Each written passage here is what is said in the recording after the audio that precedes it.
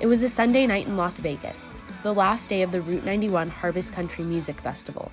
For Brooke Soto, who was visiting friends, it was the highlight of her weekend. Sunday's always like the best day. I don't know why, but it's always the best day. Katrina Hanna was also in Las Vegas for a bachelorette party and decided to go to the festival.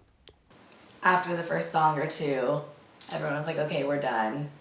Time to go home. But I was like, no, I don't want to leave. Shortly after 10 p.m., they realized something was not right. I heard a noise and I asked the people around me, I was like, what was that? And someone was like, sounds like firecrackers. Like it was like popping sounds, but I almost thought at first that it was like pyro or something from the stage. And I remember thinking it was weird because it was only on one side of the stage.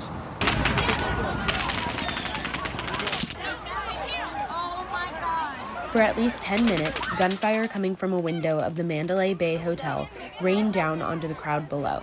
Brooke hid herself under the boots of someone laying in front of her. My first thought was, I have nothing around me to protect myself. So I kind of put like my head underneath her boots, like in that gap, because I was like, that's the strongest thing that's around me. I might as well do what I can. Katrina was not as lucky. When I fell to the ground, like really quickly on before anyone realized what was happening. I have 2 holes, so we think I was shot in my neck and my shoulder. The bullets injured Katrina's spinal cord, affecting her ability to walk. I was in Vegas in the hospital for 17 days, and I was intubated for about 14 of them. Both Katrina and Brooke are in the process of healing, but their road to recovery looks different. Brooke's focus has been on her emotional healing. I mean, like every aspect of my life is different. I don't like to be in big crowds. I don't like to be in places where I feel like I can't get out, because like getting out of the situation I was in was truly like life or death. Therapist April Pratt has treated many of the people who were survivors of the Route 91 shooting. Although she isn't Brooke's therapist, she says Brooke's response to the trauma is expected.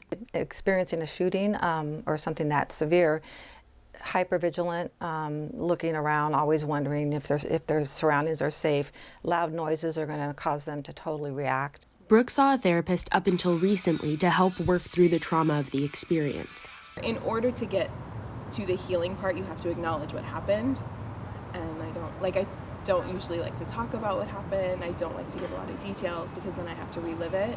So part of going to therapy is helping me come to terms with it and know that this has changed my life. The more you can talk about it, you're helping your brain process it. So you don't want to just avoid and pretend it never happened. You want to be able to talk about it to somebody safe.